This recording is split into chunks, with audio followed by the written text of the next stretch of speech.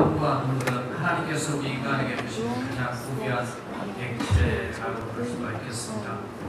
피는 성경에 보면 생명을 상징하고 땀은 인간의 노력, 수고를 상징한다면 눈물은 마음을 표현하는 것이라고 볼 수가 있겠습니다. 어쨌든 하나님 주신 우리에게 그러한 것을 통해서 우리가 하나님을 만나는데 주님 앞에 또 나아가 섬기는데 그렇지만 영적인 의미를 가져본다고 합니다. 엘렌 피지와 바바라 피지가 쓴 책이 있는데 그 제목이 좀 별로 기분이 안 좋습니다. 거짓말하는 남자 그리고 눈물을 흘리는 여자. 여자 눈물 흘리는 건 이해가 되는데 남자가 거짓말한다는 게 좀 마음 상하게 할 수 있는데요. 어쨌든 그분이 만일의 이미지 세계적인 권위자로서 굉장하게 영향을 끼치는 분이었는데 그 책에 보면 눈물에 대한 얘기를 쓰면서 문제 세 가지 내용을 얘기하고 있어요. 첫째 눈물은 그 안구를 눈동자를 보호하는 기능이 있다. 보호하기 위해서 세정자로 눈물을 깨끗하게 먼지가 흐른다든가 하면은 씻어내는 세정자가 또 눈알이 잘 굴러갈 수 있도록 하는 윤활작용 그리고 어떤 세균이 침입하게 되면 그를 또 물리치는 향균 작용. 그래서 이 눈물이 별거 아닌 것 같은데 굉장히 중요합니다. 이 윤활제가. 그래서 눈을 깜빡깜빡 할 때마다 기름칠을 하는 거예요. 그래서 왜 눈 깜빡하는가? 하나님이 우리를 창조한 멋진 작품이 이 속에 하나 들어가 보고 있습니다. 눈물샘이 어디에 있을 것 같아요? 네, 찾아보세요. 네, 눈물샘이 이쪽에 들었습니다. 눈물판이 이렇게 가서 그러니까 눈물 주머니가 이쪽에 있고 눈물 나온 샘이 이쪽에 있어요. 이렇게 호스가 연결되어 있습니다. 들어와서 품을 줍니다. 그렇게 이게 다 어디로 가냐? 이렇게 코를 통해서 코가 나오는 거예요. 네, 굉장히 코에서 자꾸에 뭐가 물이 나오나 감기가 나올 수 있지만 그렇지 않아서 조금씩 항상 좀 나오고 어쨌든 하나님이 창조한 그 작품들은 아주 인체의 이 창조의 모습들은 아주 굉장히 섬세합니다. 어쨌든 눈물이 그런 작용뿐만 아니라 스트레스를 해소하는 기능도 있다. 그래서 이렇게 속이 상해서 또 울 때는 그것이 인간의 마음을 정제시킬 수 있는 그런 성분이 나온다. 거기에는 진통제와 같은 엔도르핀이 나오기 때문에 어쨌든 그래서 이 눈물이 그런 역할을 하고요. 또 하나는 어떤 정서적인 것을 표현하기도 한다. 그래서 눈물로 이렇게 흘리게 되면은 눈물로 상대방에게 흘리보다 훨씬 더 의사 전달이나 감정 표현이 강하게 전달되는 것을 보게 되죠. 그래서 세상에서 그렇게 얘기하죠. 여자의 눈물은 남자를 움직이고 남자의 눈물은 세계를 움직인다. 어쨌든 그 눈물의 어떤 파워가 굉장히 파워풀한 것을 느끼게 됩니다. 그러나 문제는 사람마다 눈물을 흘리게 되는데 동정을 받을 수 있습니다. 마음을 느낄 수도 있습니다. 그러나 때로는 사람마다 흘리는 눈물이 초라하게 보일 수도 있고요. 또는 상대방에 느낄 때는 그 사람이 낙심하고 좌절하고 슬퍼하고 괴로워하는 눈물을 볼 수도 있어요. 때로는 너무 기뻐도 볼 수 있고 너무 화가 나도 볼 수 있어요. 너무 화가 나서 울면 눈물이 더 이게 나쁜 많이 나고 짜다 그래요. 원래 눈물은 물이잖아요. 그래서 눈물은 90%가 물이고 10%가 소금이고 2%가 단백질이고 1%가 전력질이에요. 어쨌든 이 물이 흘러나오지만 이 사람에게 흘리는 눈물도 사람에게 때로는 감동도 주고 뭔가 의사 전달이 되는데 오늘 말씀을 보니까 여기에 흘리는 눈물은 하나님 앞에서 흘리는 눈물이었습니다. 때로 우리가 속상할 때, 힘들고 어려울 때 홀로 또는 사람 앞에서 흘리는 눈물이 있을 수 있지만 정말 저와 여러분들이 진정으로 하나님 앞에 나가서 하나님 앞에 흘리는 눈물은 얼마나 되는가? 눈물을 흘린 적이 얼마나 오래된 얘기인가? 얼마만큼 몇 번이나 하나님 앞에 눈물을 흘려봤을까? 영적인 눈물입니다. 정말 하나님 앞에 어떠한 이유를 가지고 나가더라도 하나님 앞에 나가서 눈물을 흘리고 기도했다. 하나님은 눈물 흘리고 하선을 쏟아놨다. 그럴 때 하나님의 성령께서 우리의 마음을 정화시켜주고 평안케 해주시고 위로해 주시고 우리의 영을 깨끗게 해주시고 치유해 주시고 새롭게 하시고 회복시켜주신 놀라운 은혜를 체험하신 분 아멘 하시기 바랍니다. 다 생각하셨네요? 정말 우리가 때로는 사람 앞에 나가서 눈을 흘리고 싶지만 그래도 또 하나님 앞에 나가서 눈을 흘릴 때 하나님이 나를 받아주시고 유해주시고 치유해주신 그 은혜를 체험하면요 정말 내가 얼마나 하나님 기쁜 사랑을 갖고 있는 것보다 우리를 깨닫게 되면서 그 기쁜 은혜의 세계 하나님의 사랑의 세계로 들어가서 우리 신앙이 뿌리를 내리고 견고하게 성장하게 됩니다. 오늘 본문의 5절에 보면 그 이스라엘 백성들이 울어서 그 이름을 보기했다. 보기라마는 원래 우는 자들이다, 통곡하다 이런 의미를 갖고 있는데 원래 보기라는 장소는 이스라엘 땅으로 따지게 되면 베델과 시도가 가는 중간 지역에 속한다 이렇게 보는데 어쨌든 중부 지역에 속한 어떤 지역입니다. 그런데 자, 이 복음에서 하나님께 울면서 나갔는데 왜 그러냐면 하나님의 책망의 메시지를 듣고 나갔어요. 사실 하나님으로부터 축복의 메시지를 듣고 사랑의 메시지를 듣고 우리가 울 수 있습니다. 저도 구원의 은혜를 받고 제가 하나님이 정말 나를 사랑한다는 음성을 듣고 제가 때로는 회개할 때 하나님이 또 나를 용서해준다는 말씀을 들을 때 제가 울은 경험이 있습니다. 그런데 하필이면 왜 책망을 하면서 책망했을 때 울었을까요? 사실 오늘 사사기의 2장의 내용인데 2장 1절에서 5절의 이 내용은 사실 사사기 전체는 지금부터 오래된 얘기입니다. 사실 거의 3,400년 전 얘기지만 그때 영적인 교훈과 지금의 오늘의 우리의 교훈이 같이 그래서 말씀하는 하나님의 의도가 똑같이 흐른다 그랬어요. 그래서 옛날의 역사는 현재 우리의 상황에 적용돼서 그대로 반영이 되고 결국 보게 됩니다. 그래서 이렇게도 시작을 얘기합니다. 따라서 보세요. 역사는 예언이다. 극단적 표현 같지만 역사는 예언이다. 무슨 얘기냐면 옛날에 이런 역사가 있어서 사람들이 그런 정체를 밟았다면 우리 역시도 그런 상황이 오면 그렇게 우리도 잘못될 수도 있고 회복돼서 하나님 나갈 수도 있는 것이다. 그런 데서 10장 15절을 보면 이 옛날에 그 유대 사람들이 이스라엘 민족들이 잘못된 것이 너희의 신앙생활에 거울이 되어야 된다는 것을 말씀하고 있습니다. 그래서 그 기록에 났다는 말씀을 하고 있습니다. 그래서 역사는 바로 예언이다. 어떻게 역사를 통해서 하나님 우리에게 깨닫게 해주시는 그런 영적 교훈이 들어있다는 거죠. 특별히 사사기는 그런 부분들을 너무 많이 느낄 수 있는 것이 사사기입니다. 뿐만 아니라 이 사사기를 보게 되면 마치 신명기를 읽는 것과 같은 느낌입니다. 왜냐하면 신명기는 축복과 저주에 대한 말씀이고 하나님의 말씀에 순종하면 축복이고 불순종하면 저주다. 나중에 심플하게 딱 나누고 있습니다. 근데 이 사사기를 보면 사사기에서는 아직 왕은 없었죠. 왕은 없었지만은 21장 25절을 보더니 왕이 없어 자기 소견에 받은 대로 생각대로 그냥 살아버리는 그런 인생, 자기들이 왕들의 인생. 그러나 그 왕이 없는 게 아니라 누가 왕이냐면 따라서요. 하나님이 왕이시다. 하나님이 왕이 계실 때에 하나님의 그분 말씀이 곧 하나님의 말씀이고 그분이 바로 그 마음의 왕이고 국가의 왕이에요. 그래서 그분 말씀대로 따라하는데 그분 말씀대로 언약대로 순종하지 않게 되면 항상 국가가 재앙과 어려움을 받습니다. 그러나 하나님의 말씀대로 순종하 나갈 때 하나님의 평강과 번영과 의리와 축복이 임한 것을 거기에 기록하고 있습니다. 그래서 신명기적 역사관이 그 사사기에도 그대로 주의를 하고 있습니다. 그러다 보니까 모세가 죽고 여호수아가 새롭게 일을 하게 되는 것이 여호수아서 1장 1절에 나옵니다. 하나님의 종 모세가 죽은 다음에 여호수아가 이제 지도자를 선택받아서 하나님의 신방이 여호수아. 그러나 사사기를 보면은 사사기 1장 1절을 보면 여호수아가 죽고 난 다음에 얘기를 또 기록하고 있습니다. 무슨 얘기냐면 위대한 지도자 한 사람이 죽었다 할지라도 역사는 흘러간다.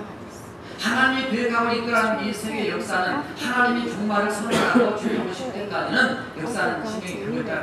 무슨 얘기냐? 이 역사의 주인공은 어떤 인간 한 개인이나 위대한 영웅이나 어떤 파워풀한 어떤 사람이 아니라 따라서 역사의 주인공은 하나님이시다. 그러니까 하나님을 똑바로 한 위대한만이 국가가 편안하고 세계 경제가 평안하고 그리고 우리 인생이 편하다는 것을 지금 교훈해주고 있다. 그런데 지금 이들은 그걸 놓치고 있습니다. 사사기에 등장하는 바로 사사시대의 이스라엘 백성들. 그러니까 사사시대의 교회 청단한 사람은 무슨 말인지 이해 본다면 이스라엘 백성들이 어떻든 애굽에 나와서 광야를 지나서 지나서 이 애국 땅에 이 가나안 땅에 약속 땅에 들어갔습니다. 여호수아가 통치하고 그다음에 여호수아가 110대 죽고 난 다음에 각 12지파별로 땅을 나눠줘서 거기에서 그냥 살 수 있도록 자율적으로 살아. 왜냐하면 누구의 지배를 받고 누구의 지시를 받고 사는 사율적인 신앙을 하나님 놓지 않으시고 자율적으로 하나님과 관계해서 일반적인 지시와 말씀이 이미 좋기 때문에 살도록 했습니다. 그러나 그러하지 못하니까 또 곁길을 가고 잘못된 갈 때는 하나님께서 한 사람을 세워서 그 한 사람의 분량은 바로 사사입니다. 그래서 그 사사는 바로 이 저지는 보통 평상시 때는 재판이었어요. 그러나 전쟁이 일어나게 되면은 군사 총사령관 지휘관으로서 역할을 했습니다. 마치 왕처럼 그런 역할을 때로는 승자 같은 역할을 했습니다. 이렇게 세워서 또 다시 나라의 어려움을 던지고 나면 그 다음에 또 평안하게 살아서 하나님 믿고 잘 살다가 또 다시 시간이 흘러가면 그들이 이 방심하게 됩니다.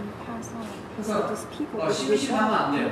왜냐하면 이 방심한다든가 낙심한다든가 해서 마음을 빼앗기면은 전부 다 이 세상길로 흘러가고 죄악으로 빠지기 때문에 그때마다 하나님께서 또 그들을 깨우치기 위해서 사랑해서 다시 회복시키기 위해서 사단을 세워서 이렇게 하셨어요. 자, 그런데 이런 상황에 오늘 본문에 보니까 그들이 지금 하나님 책망의 소리를 듣고 있다. 여러분들 정말 교회를 하다가 또는 하나님을 하다가 또는 가정에서 사람들로부터 아니면 어린 자녀들이 부모로부터 책망의 소리를 들으면 울 때가 있습니다. 억울해서 울기도 하고 나는 이렇게 사랑해 울기도 하고 내가 열심히 하려고 그랬는데 못 알아줘서 억울해서 울기도 하고 여러 가지 이유가 다 있죠. 그러나 적어도 하나님이 우리를 성령으로 책망하시고 말씀으로 책망하신다면 기본적으로 저와 여러분이 하나님 앞에 정말 눈물로 어떤 모습이든지 하나님 앞에 눈물로 나가야 될 줄을 믿습니다. 그렇지 않게 되면 우리의 마음이 영적으로 문제가 있는 거예요. 병이 나 있든지 아니면 이겨져 있든지 타락해 있든지 죄로 마음이 급하게 있든지 뭔가 우리의 마음이 지금 그렇잖아요. 사실 여러분이 주님을 만나고 주님과 순결한 관계에서 섰을 때는요 찬양을 부를 때도 눈물이 났어요. 말씀을 들을 때도 찔림이 있어서 그것이 회개가 돼도 눈물이 났어요. 찬양을 불러도 입은 부르는데 머리는 딴 생각하고 있고 찬양을 불러도 우리의 마음에 아무런 느낌이 없다면 그거는 오늘 말씀 통해서 우리가 하나님 앞에 회복돼야 될 우리 눈물의 영성 정말 눈물로 하나님 앞에 눈물이 맞아 나가야 될 그러한 우리의 영적인 마음의 상태인 줄로 믿습니다. 이들은 그러다 보니까 1장에 보면 사사기 1장에 보면 그랬어요. 그들이 거기에 있는 그 남은 그 잔당들을 쫓아내야 되는 쫓아내지 못하고 뒤에 가면 34년 보면 오히려 더 쫓겨나는 그런 일도 생기게 되고요. 계속 실패와 어려움들을 겪게 됩니다. 그래서 오늘 눈물이 마르지 않았으니까 이렇게 했는데 어떠한 눈물을 우리는 적어도 흘려야 되는가 아니면 정말 우리가 옛날에 흘렸던 그 눈물이 무엇이었는가를 다시 한번 우리가 생각해보는 의미에서 말씀 생각해 주셨습니다. 첫째 한번 따라서 해봅시다. 길갈에서 은혜의 눈물을 길갈에서 은혜의 눈물을 우리가 흘려야 됩니다. 1절에 보니까 그래서 여호와의 사자가 여호와의 천사입니다. 길갈에서부터 목임으로 올라가는데 내가 너희를 애굽에서 올라오게 하여 내가 너희의 조상들에게 맹세한 땅으로 들어가게 하였으며 또 내가 이르기를 내가 너희와 함께한 언약을 영원히 어기지 아니하리니. 무슨 얘기냐면 지금 이 얘기는 하나님께서 이스라엘 백성들을 출애굽을 시켰고 그 다음에 가나안 광야길에 인도하셨고 그리고 가나안 땅을 집어넣어줬고 땅을 분배하고 살게 하고 지금까지 이렇게 하면서 내가 너희 약속한 바는 나는 신실하게 함께 지켜냈다. 이스라엘 백성들이 자격이 있어서가 아니라 자격이 없는데도 언약과 약속을 신실하게 지켜야 되기 때문에 그 위해서 하나님이 하셨던 그런 전능한 하나님이 지금 그렇게 말씀하셨습니다. 근데 지금 원래 이들이 원래는 길갈에서 처음에 들어갔었거든요.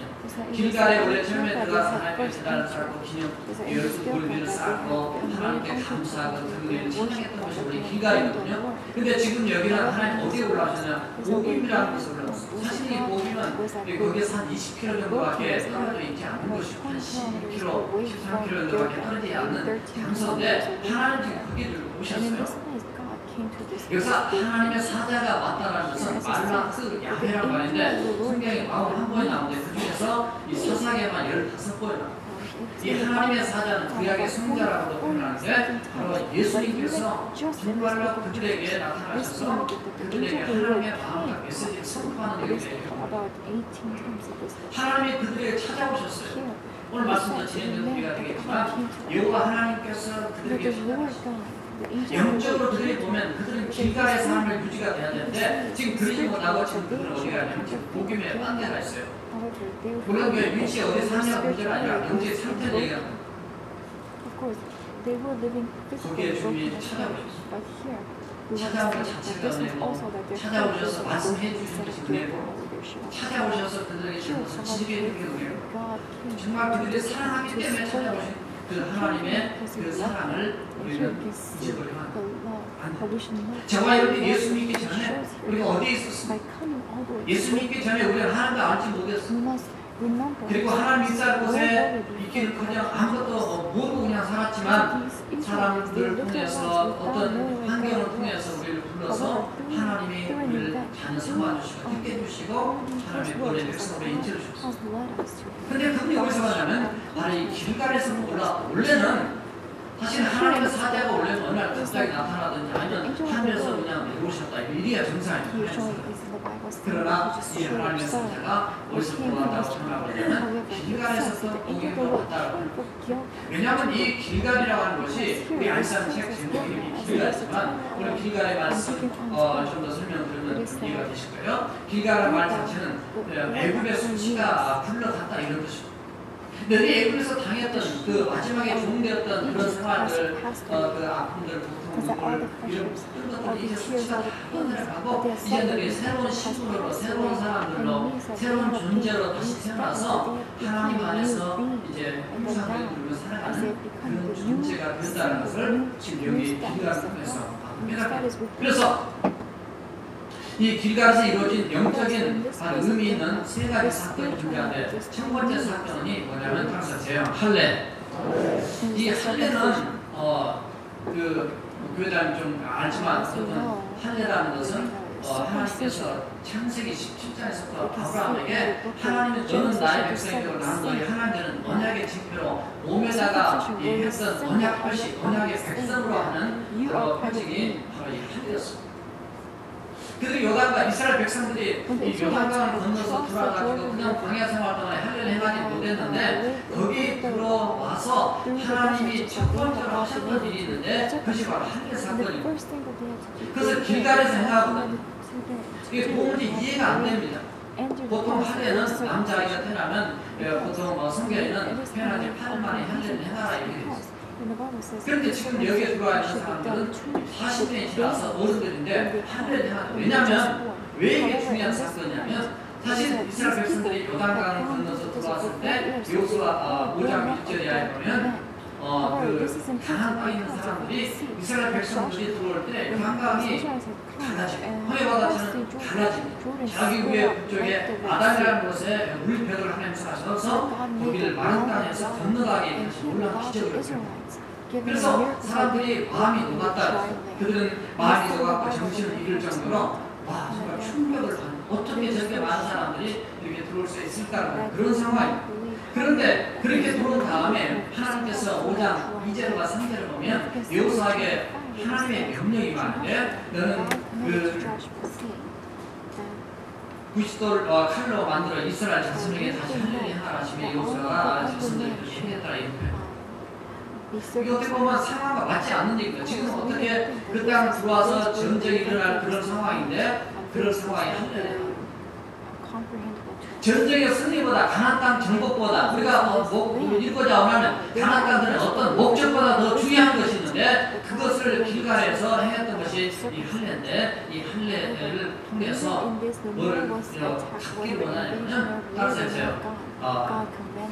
나의 정체성, 아이덴티티, 나의 정체성을 확립시키는 게 더 중요한 거예요. 내가 누구냐는 하나님의 은혜로 내가 이 땅에 들어가 하나님의 은혜로 지금까지 출애굽 오늘 말씀 1절도 그랬잖아요. 내가 너희를 애굽에서 건져내서 약속의 땅까지 데리고 와서 지금 이 땅에 들어온 것 자체가 그냥 하나님인데 내가 누구냐는 to this man and just asking 우리 예수 himself, 믿으면서도 가장 중요한 just us, 문제적인 as 것은 Christians, 이걸 the 놓치면 first 내가 question 누구냐? that we have in mind 나는 is, 하나님의 자녀다. 하나님은 나의 하나님이다. Christian. 정말 그분은 나를 챙겨주고 그분은 나의 구세주고 그분이 이 땅을 인도하신 분이고 이 땅에서 또 다른 역사를 이루실 분이 하나님이라는 사실을 아주 확신하게 만든 것이 하나님 중요하게 생각하십니다. 그러니까 사람들은 불안할 수도 있습니다. 전쟁의 위협을 느낄 수도 있습니다. 그러나 그보다 더 중요한 것은 바로 이 정체성입니다. 여러분 예수 믿고 하나님의 자녀된 것에 대한 분명한 정체성이 확립되지 않으면 다 무너지고 사실 여기서 무너지기 때문에 오늘 2장에서 하나님이 침묵하신 거예요. 그래서 길갈에서 올라오셨다고 하면 하나님은 언약된 백성으로 하나님과 깨어있는 영적인 관계를 갖지 않으면 그들은 문제가. 그래서 여호수아가 하나님의 명령대로 순종을 해서 길갈에서 한 년 다 행합니다. 한 년 행하면서 이제 회복이 한 일주일 되면 회복이 되니까 회복이 되는데 그 다음에 하나님께서 5장 9절에서 그때 나온 말씀이 이런 말씀. 여호와께서 여호수아에게 이르시되 내가 오늘 애굽의 수치를 너에게서 떠나가게 하였다 했으므로 그것 이름을 오늘까지 길갈이라 합니다. 이제는 그동안에 이렇게 광야를 지나고 다 이렇게 왔었지만 이제는 끊어버릴 걸 끊어버리고 이제는 하나님의 백성 온전히 이제는 나도 아브라함의 후손이라고 그러는데 겉으로는 아브라함의 후손이 육적으로 혈통적인 후손을 지금 보지만 영적으로 하나님 앞에 결단하고 나는 이제 하나님의 백성이고 하나님의 자녀다라고 모두 다 하나님 앞에서는 바로 그 결단 의식을 했던 것이 하나님. 그러니까 오늘날로 신약적으로 얘기하면 이것이 침례나 세례받은 이렇게 표현할 수 있어요. 그 일들이 길갈에서 이루어졌어요. 저와 여러분들이 예수님을 믿고 주님을 만나서 하나님의 은혜로 구원받아서 세상을 끊어버리고 이제는 온전히 하나님의 백성과 자녀로 내가 살겠습니다. 하나님 언약된 백성으로 기념된 그날이 바로 우리가 예수님이 영접하는 날이고 또 그것을 이제 몸으로 이렇게 신앙 고백한 날이 있다면 그것이 바로 침례나 세례입니다. 자, 두 번째 행했던 일인데 그것은 따라서 6월절. 6월절은 우리가 잘 알듯이 출애굽한 날을 기념한 절기입니다. 이건 구원의 잔치, 축제입니다. 그런데 이들이 가나안 땅에 들어와서 그 다음에 했던 것이 있다면 그 말씀에 보면 그 다음에 했던 것이 있다면 6월절은 패스오버라고 했어요. 6월달에 있는 절기가 아니었습니다. 그래서 이 하나님이 죽음의 사자를 이렇게 보내서 그 애국을 10번 재앙을 할 때 마지막 재앙 때 그들이 살아났던 인들이 이들을 기념하게 한 것이 6월절. 그러니까 가나안 땅에 들어와서 그들이 지금 전쟁을 준비해야 되고 뭐 이래야 될 상황인데 그게 아니라 하나님이 잔치를 벌입니다. 어떻게 보면 선제 공격을 당할 수 있는 그런 상황인데 그때 하나님은 오히려 6월절을 지키다. 무슨 얘기예요? 출애굽만이 아니라 지금까지 어떤 것 자체가 정말 하나님의 은혜로 이루어졌다는 걸 지금 밝혀줍니다. 사실 6월절 사건이 출애굽만이 아니라 6월절 사건 자체는 애굽에서 10가지 재앙이 있었지만 10가지 재앙 중에서 클라이막스가 6월절. 10번째 재앙이 가장 위험한 상황이에요. 클라이막스. 그때 최고의 그냥 단판 승리를 딱 내버린 사건이 바로 6월절이었어요. 그래서 이 여기서 들어와서 6월절 행한 것은 하나님의 과거에 행하셨던 구원의 역사만이 감격한 게 아니라 앞으로 또 이 땅에서 마치 예수님께서 바로 와서 왔듯이 이 땅에서 이 가난과 영적인 또 실적인 전쟁 가운데서 승리를 가져다 주는 하나님이다. 그 최고의 클라이막스에서 이 싸움에 승리케 하신 그 하나님을 온전히 더욱더 기억하고 하나님께 감사하고 찬양하고 축제. 어떻게 보면 전쟁 이기고 난 다음에 잔치가 아니라 이건 전쟁하기도 전에 그런 축제의 잔치가 6월절. 그래서 이 6월절 통해서 뭐를 과거를 해석하고 미래를 하나님께 부탁합니다. 그래서 이 6월절이 이루어지는 곳이 바로 뭐냐면 바로 이 길갈. 여러분 예수 믿고 구원받고 하나님의 자녀된 그 감격적인 그 순간을 잊어버리지 않고 지금도 다 기억하신 줄을 믿습니다. 정말 그때 저도 눈물이 나고 저도 정말 울고 너무나 감격스러워서 정말 했던 고등학교 1학년 시절의 기억을 물론 그때만이 아니라 그 구원의 감격을 생각할 때마다 너무나 가슴이 뭉클하고 눈물도 여러분 한 분 한 분이 정말 내가 예수를 만나고 예수를 영접한 그 충격적인 사건이 하나님을 너무 사랑하고 용서해준 그 사건이 여러분들에게 정말 기억된다면 아니 그런 계획이 없다면 아직 진정으로 주님을 못 만날 수 있어. 머리로만 만나고 가슴으로 못 만나 영적으로 인격적으로 체험이 안 될 수 있어. 이들은 유월절을 통해서 우리 주님을 만났던 다시 한번 하도록 해서 체험했던 바로 그것이 길가예요. 그래서 이 길가에서 유월절 지난 다음에 하나님께서 이때 뭘 하시냐면은 만나가 그치게 됩니다. 이걸 만나가 신명기 16장에서 신구항에서 하나님께서 만나가 맺히라고 내주셔서 그 만나가 40년 동안 먹게 됩니다. 하늘에서 내려오는 그 음식이 맞죠. 그런데 그 만나가 어디서 그치냐면은 여호수아 5장에 보면은 바로 유월절 치고 난 다음에 그때 만나가 그치게 돼요. 무슨 얘기냐면 만나가 그쳤다는 얘기는 광야 생활이 이제 끝났다. 이제는 아들에 같은 유랑 생활이 끝나게 되면 이제는 정착 생활이 시작되니까 더 하나님을 잘 믿고 살아야 된다는 것을 말씀해 줍니다. 거기서 만나가 끝났지만 물론 그 해 복식으로 거기서 먹기 시작된 표현이 성경에 나온다만 어쨌든 끝났어요. 또 하나의 사건이 나오는데 따라서 하세요. 군대 장관 여호수아 5장 13절 15절에 보게 되면 이 여호수아가 여호와의 군대 장관을 그 다음에 만나게 됩니다. 그분은 나타나서 큰 칼 들고 너는 내 발에서 신을 벗으라. 이곳은 바로 거룩한 곳이다. 신발을 벗게 왜 신발을 벗느냐? 하나님 앞에는 정말 거룩한 때문에 물론 나를 의지하고 내가 죄되고 또 인본주의 모든 것을 버려야 하는 것도 있지만 정말 하나님이 나의 주인이시고 요새는 하나님 나의 우리 주님이 나의 사랑입니다. 그래서 이 전쟁은 앞으로 이제 6장 들어가면 예루살렘 전쟁이 들어가는데 이 전쟁은 바로 내게 속한 것이다. 너는 오직 나만 믿고 따라. 그래서 오직 너는 내가 시킨 대로 내 말에 순종하고 따르는 종으로서 산 것을 교훈해 준 말씀. 정말 그래서 이 여호수아 5장에 그런 이 말씀이 어디에 다 들었냐면 바로 여기에 지금 길갈의 의미에 들어있다. 그래서 하나님께서 길갈에서 떠오셨다는 영적인 의미가 바로 할례나 유월절이나 여호와의 군대장. 그래서 내가 예수님과 하나님의 자녀가 되고 예수 내 주인이 되고 내 인생의 총사령가 되고 나는 그분을 나의 주인으로 모시고 나는 종으로서 그분을 의지해서 살아나가면 그분이 내 인생의 주인 되시고 그분이 나를 앞으로 인도하시고 승리케 하실 분이 바로 그분이다. 이 모든 것 자체가 뭘로 이루어졌냐는 일절을 의미하냐면 따라서 하세요. 모든 것이 하나님의 은혜다. 여러분이 하나님을 체험할 때마다 여러분이 가지고 깨닫게 되는 것은 정말 하나님의 은혜다. 그래서 그 은혜의 감사, 은혜에 대한 눈물, 은혜에 대한 이 구원의 감격, 이것이 우리에게 오늘날 회복되어서 우리의 눈에서 우리의 마음에서 정말 이 하나님의 구원을 생각할 때, 주님의 십자가를 생각할 때마다 하나님의 은혜의 눈물이 우리에게서 흘러야 될 줄을 믿습니다. 자, 두 번째 따라합시다. 복음에서 회개의 눈물을.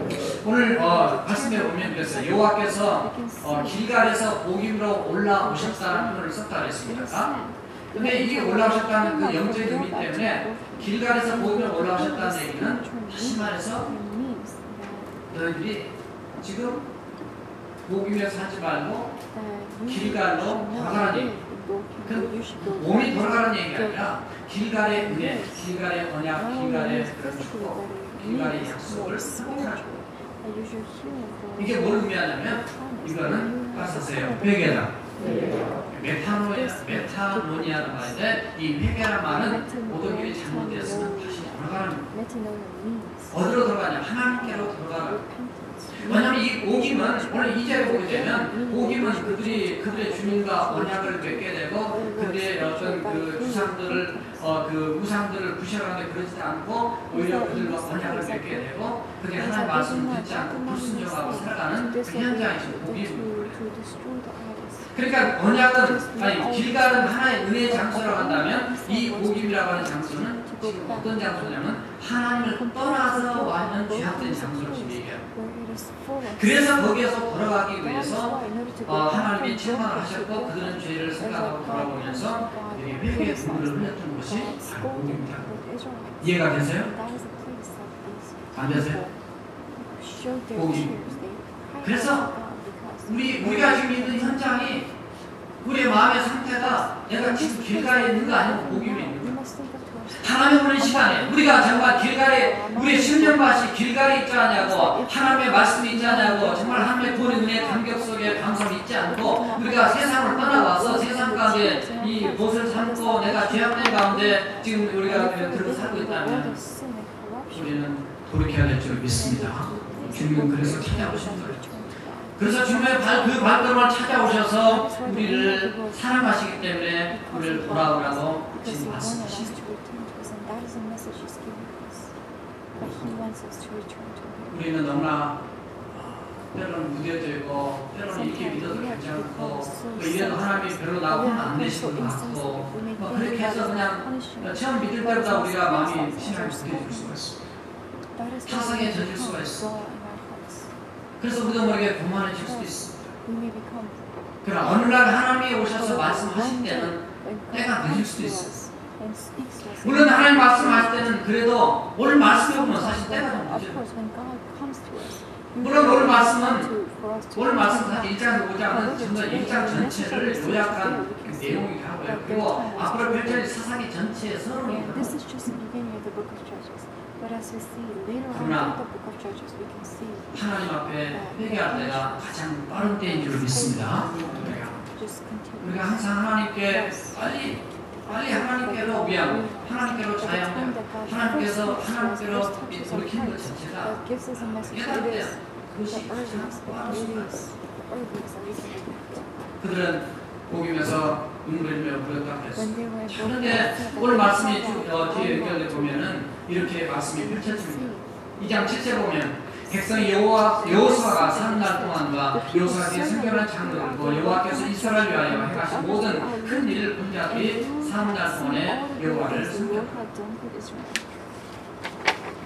여호수아 살고 여호수아 그 세대가 있은 사람들은 하나님을 섬겼다고 했어요. 8절과 10절을 보면 여호와정 우리 아들 여호수아가 110세에 죽음에 그 세대의 사람도 다 그 조상들에게로 돌아갔고 그 후에 일어난 다른 세대는 여호와를 알지 못하며 여호와께서 이스라엘을 위하여 행하신 일도 알지 못하며 한 세대가 지나가니까 하나님 잊어버려 신앙 잃어버려 다 잃어버려 은혜 뭐 그런 거다 길가 다 잃어버려 그래서 이 1절 이하에 보면 이스라엘 자손이 여호와의 목전에 악을 행하여 바알을 섬기고 애국 땅에서 그들을 인도한 대신 그들의 조상의 하나님 여호와를 버리고 다른 신들도 그들의 주위에 있는 백성의 신들을 따라 그들에게 절하며 여호와를 진노하게 하시되 그래서 15절이 이렇게 됩니다. 그들이 어디로 가든지 여호와의 손이 그들에게 재앙을 내리시고 여호와께서 말씀하신 것과 같고 여호와께서 그들에게 맹세하신 것과 같아서 그들의 괴로움이 심하였다. 저는 이 세상을 보면서 너무나 이 마음이 아프더라고요. 세상 사람들은 죄를 즐기고 그냥 죄 속으로 사는 자체가 아주 그냥 특권인 것처럼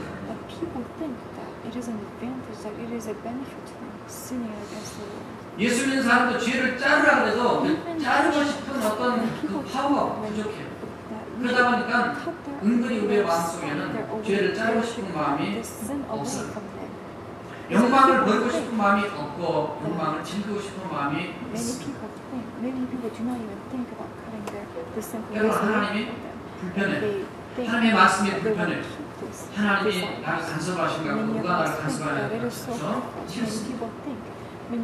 그러나 정말 우리가 우리 사랑해서 우리 눈을 열어 십자가에서 구속하신 우리를 구원해 주시고 하나님 은혜를 생각한다면 때로 내가 넘어지고 또 실패하고 아무리 그렇다 치더라도 정말 우리가 하나님 앞에 우리가 다시 회복되고 다시 회개하고 나오는 그런 회개 역사가 정말 나 자신을 위해서라도 우리가 정말 언제나 매 순간순간 있어야 될 줄로 믿습니다. 저는 오늘 말씀을 보면서 마음 아픈 것이 말이죠. 이 땅의 주민과 언약을 맺지 말며 그들의 재단을 헐라. 오늘 헐다가 김일성 동상 헐었다고 뉴스에 많이 나온 걸 봤는데 김일성 동상은 무슨 그 조직도 있더라고요. 어떻게 하면 헐겠어요? 죽어도 싸죠. 빨리 죽어야 되는데 이미 죽어졌잖아 김일성이. 근데 하나님이 이렇게 오늘 말씀에 표현돼요. 물론 3,400년 전에 그들에게 주신 말씀이 그들의 주민과 언약을 맺지 말며 하나님의 목소리를 들으라 이런 말씀을 했는데요. 제가 이렇게 마음 아파한 이유 중에 하나는 이번 대통령 미국의 대통령 11월달 대통령 선거 때 캘리포니아에서는 무슨 법이 하나가 더 선거가 같이 이루어지냐면은 부모가 4명 이상인 법을 통과하는 법을 하나 지금 준비하고 있습니다. 아무도 생각지 못한 일들을 생각하는 그런 주민들이 있어요. 아니 엄마 아빠 결혼해서 부모가 둘이고 엄마 아빠 한 분 돌아가시면 한 분이고 둘 다 돌아가시면 혼자고 적어도 새로 결혼을 하셔도 그것도 두 분이잖아요. 그런데 이 동성애의 문제 때문에 문제가 생기니까 이제는 부모를 4명을 하는 거예요. 4명 이상. 그게 이번 대통령 선거 때 같이 투표를 합니다. 미국은 투표를 미국에서 1년에 투표를 한 3번 정도 하는데 할 때마다 보면 투표 하나만 한 게 아니에요. 여러 가지를 한꺼번에 같이 합니다. 저는 이 얘기 듣고 얼마나 충격을 받고 이 세상에 도대체 어디로 가려고 이렇게 이 망할 길로 가고 있는가. 미국이 정신 안 차리면 망합니다. 저는 영적으로 하나님 앞에 똑바로 정말 우리도 정신을 바짝 차려야 돼요. 지금 학교 가면 지금 이 점점 퍼질 텐데 최근에 캘리포니아에서 SB48 무슨 약자인지 모르겠는데 SB48이라고 하는 그 학교에서 동성연애를 가리키는 법을 이렇게 통과했습니다. 근데 그 반대하는 스탑 SB48이라고 하는 법안을 저지하는 서명운동을 했어요. 작년 12월 말까지 해서 조금 모자라가지고 통과가 이게 상정이 안 됐어요. 학부모 어떤 그 권리, parent right in education, 교육의 부모님들의 그 권리, PR이라고 해서 그걸 주장하기 위해서 그동안 서명을 다시 벌였어요. 한 몇 주 전에 이제 그것이 서명이 다 돼서 통과됐다고 얘기했는데 어제 뉴스에 보니까 그냥 실패가 됐어요. 그냥 여러 가지 이거에서 사인했는데 시민권자 아닌 사람도 사인하고 그래서 한 3,000명이 모자라는 거예요. 그래서 앞으로 캘리포니아는 유치원에서부터 동성애가 합법적인 결혼인 것을 가르칩니다. 말이 되지 않는 얘기를 하고 이런 세상이 됐어요. 부모가 4명, 4명뿐만 아니라 앞으로 4명, 5명, 이제는 애는 2명인데 부모는 5명, 6명 될 수 있고. 이건 짐승도 없는 세상이에요. 이건 하나님의 책망이 아니라 이건 하나님의 저주가 있고 하나님이 살아계신다는 것을 하나님이 아직까지 참고 기다리기 때문에 우리가 기도하고 얘기한 거지만은 정말 우리가 하나님 앞에서 이 시대를 우리가 불러 우리가 대신 회개하고 하나님 앞에 나가야 될 줄로 믿습니다. 성공의 그 주교였던 잔 쉘비 스폰이라는 분이 있는데 1998년도 우리 생각났었어요. 기독교가 살아남기 위해서는 기독교가 살아남기 위해서 변화되어야만 하는 이유. 책 제목은 굉장히 좋았습니다. 그런데 그 책을 쓰면서 이분은 급진적 자유주의자여가지고 Christianity must change in order to survive. 교회사는 뭐 이렇게 하나님 And here, the 개인 title was 구원이라 이런 거는 아주 그냥 거의 타고난 것으로 이건 it 미신화치. was saying that all of the 많은 things 사람들이 that we said right 찬성했습니다. now is myth. 지금도 성공이 에피스코팔 이 처치에서 이 성공회에서 공성연에 합법하고 뭐이 자세도 뭐라고 신문하냐면 가장 미국의 개신교회 중에서 인본주의 단체로 이 변질된 것이 있다는 것을 지난 10여 년 동안 주일 출석 교회 23%가 감소됐고 그리고 미국 전체에서 한 교도도 그 숫자가 늘어난 데가 없다. 거기는 성적인 개방화 운동뿐만 아니라 또 타 종교와 타 종교와 이거 영적인 굉장히 말세의 징조 중에 하나입니다. And accepting other religions, it is one of the biggest 섞여가지고 signs 재밌는 of 데가 envy. 없어. Because in the Bible, 세상 사람들은 no 모르니까 one that we should 그렇겠어요. 예수 믿는 사람은 하나님 앞에 accept 정결하게 other 가는 게 religions. 정말 그들을 복음화시키기 위해서 똑바로 잘 믿는 게 중요한 거지.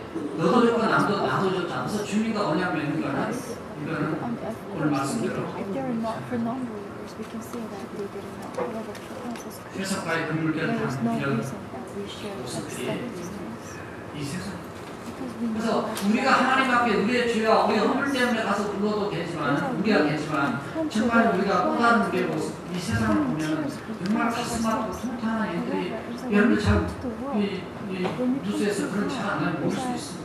we may not realize that many simple 제가 things 다 are 얘기 안 going on 보게서 in 그렇지. this world, and it is I cannot just say all the things that is going on. 우리 미국에 살고 있는 한인 시민권자 중에서 In this